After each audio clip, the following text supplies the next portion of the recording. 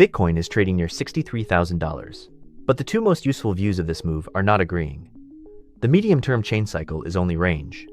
The short-term holder pulse is fully bear. That is not a green light. It is a market where the broad cycle has lost direction, while the newest buyers are still absorbing pain. Start with chain cycle. It is a medium-term reading built from three different questions. Is the market value still above the realized value? Are coins that move being sold at a profit or a loss? And is realized capital flowing in or out over the last month? Together, those questions describe the market's larger balance sheet, not the mood of one volatile day. The model smooths those three series, turns each one into a bullish, neutral, or bearish vote, and waits 10 days before changing its confirmed state. The point is not to predict tomorrow's candle. The point is to stop a single sharp move from being mistaken for a durable change in the cycle. The latest chain cycle score is -0.33, and the confirmed regime is range. The valuation vote is still positive, but realized profitability and 30-day realized capital change are both negative. In human terms, the market is not priced like a full structural washout, yet the coins that are moving and the capital behind them are still showing stress. History shows why range should not be treated as a comfort word.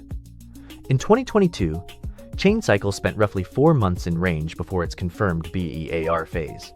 That period contained rallies, breakdowns, and a lot of false certainty. A range regime is a transition zone. It tells you the larger market has not earned directional confirmation. Now switch to short-term holders. They are the part of the market with the shortest memory and the least room to be wrong.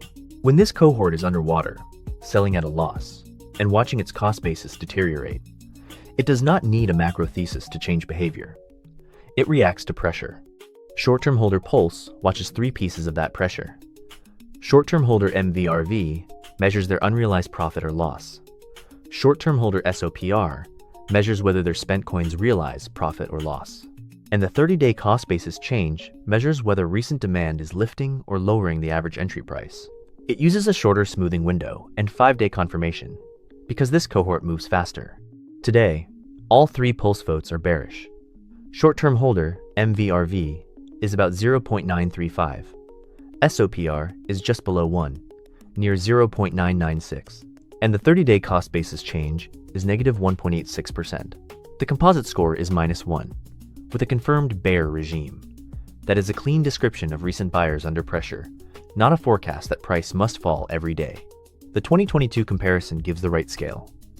The short-term holder Pulse remained bearish across several separate legs of that decline, including the final November stress window.